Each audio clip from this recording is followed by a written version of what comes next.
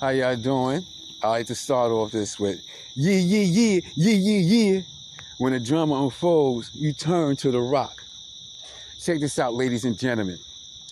I know it's been a while for some of you that just learned or coming to learn who I am and meeting me in this recent time of our lives. But those that know me, we all have our downsides, our upsides, our feeling good sides, our feeling bad sides, because people are emotional creatures, right? So, now, how we going to talk about this here? I was talking to a person, and, we had one of those conversations like, yeah, my mom's passed away, her mom's passed away, things is not the same. So I told this person that, look, one of the things that helped me out was my podcast. I isolated myself for almost 2 years when me and my kid's mother wasn't getting along. And I moved in with one of my younger brothers. And it was a process. It was hard, but it was definitely a process. Had a lot of weak moments because you're going through a process of self-healing. So what I was explaining is that the podcast was my therapy. I was doing the podcast before my mom's passed away, before my aunt passed away. I already was doing the podcast. So the podcast had nothing to do with them. But what made my podcast popular, what made my podcast great, what made people become intrigued with Drama Rock was because of the experience I was going through. And the people did not know my experience, not nobody. You see how social media is on Facebook. Oh, my husband doing this. Oh, my wife is here. So maybe you put a little bit, not so much. Some people put all their business on social media. Every moment, it's like, I keep social media up to date. Guess what, y'all? This man, he done cheated on me. I got 4 kids by him. I just had one, little Jamal. So no, I never told nobody what the hell I was going through. But if you knew Drama Rock, far as family or people that was close, you'd be like, damn, when you gonna stop this drama? You're gonna damage yourself, you're gonna damage your kids. And now the person's like, yo, you sound a bit cocky because, therapy and podcasts, that can't help nobody out. That's only a small portion of somebody's self-caring. Like, why would you think that you good now? Motherfucker, I'm going to tell you why I'm good. Because now, for 2 years, I sat up in there, I was on my side. As much as I tell people you need to get some sun, even the International Health Organization. This is according to an article that I have read from the International Health Organization. They said every person should get at least 10 minutes of sun 2 to 3 times a week. Let me repeat that. The International Health Organization said every person should get 2 to 3 times a week should at least soak up 10 minutes of the sun rays. I was not going outside to get no sun. You know when I go outside? To meet the weed man. You know when I go outside? To go buy the weed man. You know when I go outside? To buy the stuff I need besides food to smoke my weed. So if I wasn't going out to buy food, if I wasn't going out to get weed, I'd sit right in that goddamn house. And I had money coming to me. So I didn't even have to work. I was good on that part for a minute. You know what I'm saying?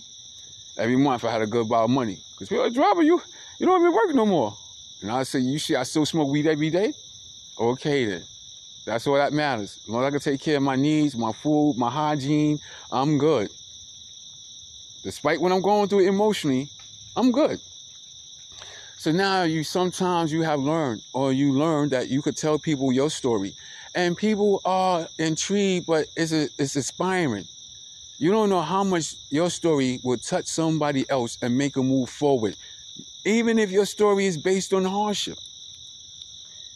But that's the thing. Like I said, I wasn't telling people my story. So what I did was my frustration, my aggravation, all those negative emotions that make me feel less of a person is what I use. It was no gimmick because I got love for the people. But in the process of that, I was receiving therapy. And people don't understand because everybody sometimes see like, okay, this is my opinion on self-care. These are the measurements a person should take with self-care. Or this is what I do with self-care. And it's like, okay, that's good. That's good for you. It's good that you're looking to improve who you are. You're looking to maintain or sustain the person that you are and maybe the material things that you have too. So for 2 years, I would see some pretty women, some bubblish women, delicious looking women, and it's like I couldn't say a word. I would look and be like, don't say a word. Out of fear was one of the reasons why I wouldn't say a word. All right? So think about it. I was in a relationship for 2 years. I took 2 years to myself. It's not like in that 2 years, I found a girlfriend for a couple months. I found another girlfriend for a couple months. In the process of self-healing, you have to get away from some things that got you into that depression state.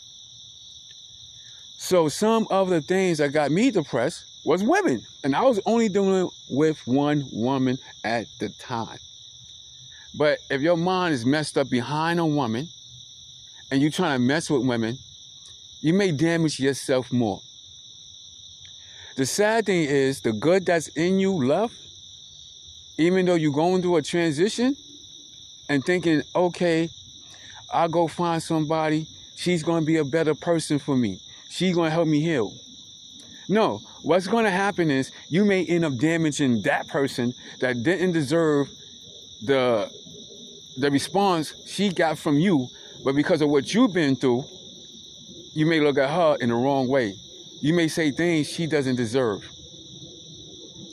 And how you combat that is by looking at everything that when you go to elevate yourself and evaluate yourself. How do I elevate myself? What is wrong with me?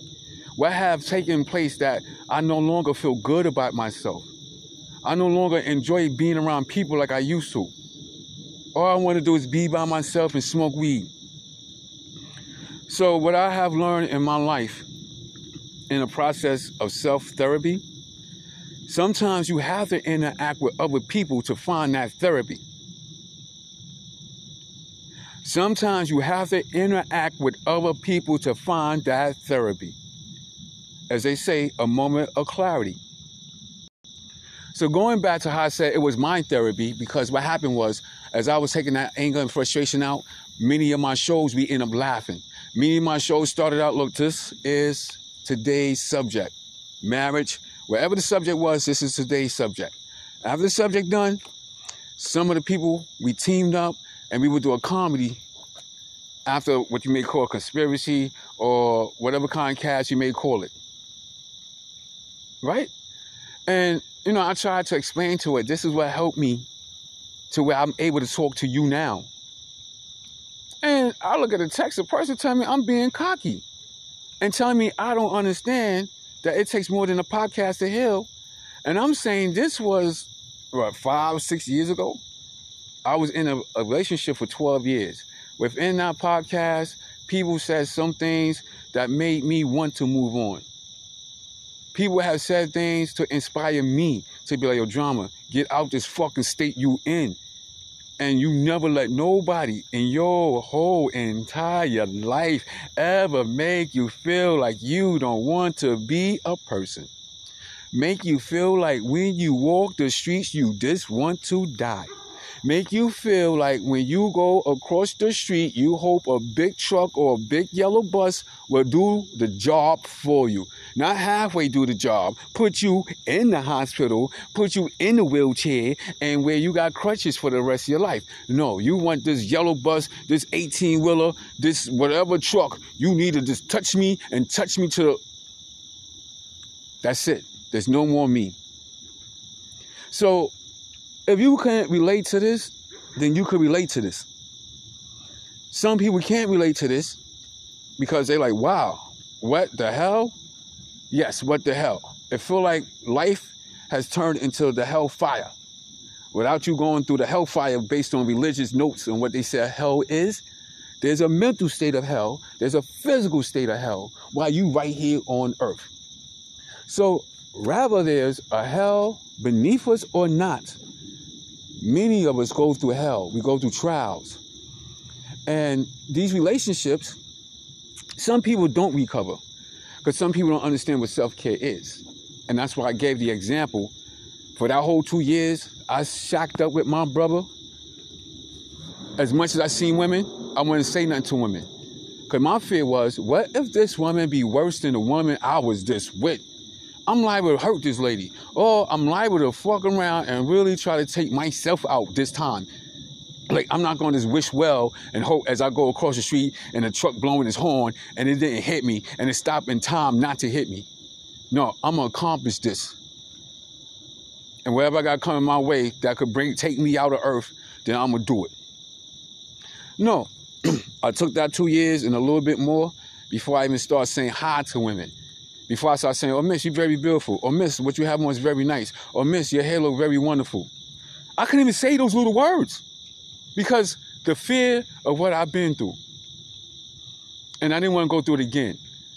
The other side of my fear is taking a person that may be good for me and making them a messed up person. Whether they stay with me or not, there were certain qualities and ways about them that when they got attached to me, I destroyed that.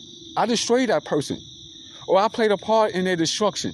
So when they move forward in life and can't get along and have insecurities in all kinds of relationships, and may not can keep a relationship, and in their mind, that fucking nigga drama. That means I played a part in what they going through at that moment, and I don't even speak to them, they don't speak to me, and we both trying to live our lives.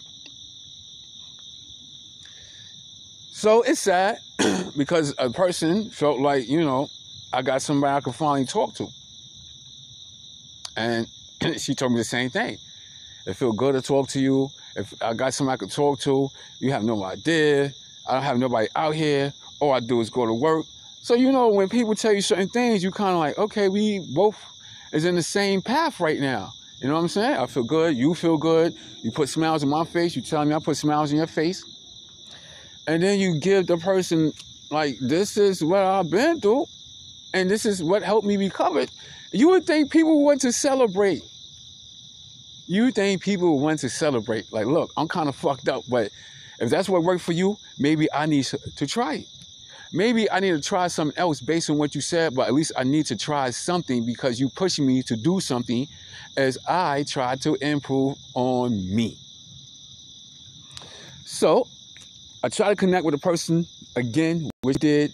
I think today will probably be the last time we ever talk because I'm too cocky and I'm like, nobody ever in my life told me I was cocky. They said, Drama, you mad smooth. Drama, you mad funny. Yo, Drama, you got a lot of sense. Drama, you know a lot of knowledge. These are things I hear on a daily basis. These are things I hear normally in my life. So I ain't never hear no shit like that. So what that tells me is whatever that person got going on, maybe they upset because they ain't to that level where they feel good enough about themselves. So even when I put up certain posts and people are like, oh, Drama going through something, he angry. Maybe in the present of that moment, because what people saying and what people doing, it's like, this is not how you balance out the scale. And I've been working too hard to balance out the scale. And like I said, I told her because of how I did self-therapy, we able to talk now. I'm able to give good conversations to people now when I wasn't able to. Didn't want to deal with nobody to have a conversation. So all my conversations were taking place in my podcast, not even on Facebook. I wasn't even messing with Facebook at that time. I had a Facebook account, but people never used to see me on Facebook. Because when I say go to Facebook, they go, Drama, you haven't been on Facebook. They said you haven't been on there for a whole week. You haven't been on there in a month. But I speak to you almost every day. Exactly. You speak to me almost every day. But I don't mess with Facebook like that. The podcast, the compliments, things people telling me, how I helped them. People actually told me, yo, Drama, I'm glad I came into your cast today. And I'm at work right now. I'm glad I came in your casket. I'm at work right now. Everything you saying is what I needed to hear. I done had people listen to my audios and go, John, I was listening to your audio, and there was a part that you said this and this, and I'm like, damn, this is what I needed to hear. So you know how that felt? Do you know how that feel when somebody tell you that's something they need to hear? When people listen to your recordings and they say that's what I needed to hear, that means you are making a difference in this world despite what the hell you going through. You making things better. You making people feel better about themselves. And the response they was giving me is what helped push me to start feeling better about myself. To where I knew eventually I would try to get a woman again. I would go out and date again. But I knew I needed to take care of myself more, my mentals more, my emotions more, before I could start making that stuff and go, hey, how you doing? What's your name? Can I get your number? By next week, if we still talking, can I take you out? I didn't have that in me. That was gone. That was gone. I said, I'm probably going to live the rest of my life without a woman because this is crazy. This is crazy. This is crazy. So check it out. That's what I'm going to say for now. I hope this influenced you today. I hope this make you feel better about yourself today. And I hope you continue from here on to always feel better about yourself. Part of self-healing is getting with people that's positive, people that's going to give you positive vibes. People that's going to give you a positive conversation. People that's going to give you positive vibes. So if it's not a conversation, this being in a present is positive. You feel that vibe of happiness. You feel that vibe of prosperity. Those are people you be around. And you use those people to continue to push yourself to be a better person if that's what you out to do. Like I said, I hope this is very, very helpful to anyone that's listening to this. To my Facebook people and to my podcast people. Once I put this out, look, even if you don't let me know what this audio done for you, I know some of you will let me know. And I'm not depending or looking for that. But what I am doing is every day striving to make myself better until I find a person that got themselves better, and we're going to better ourselves in this goddamn world together. That goddamn simple. So look, check it out. Drama Rock. Thank you for hanging out, banging out, rocking out, because now I'm signing out. Oh!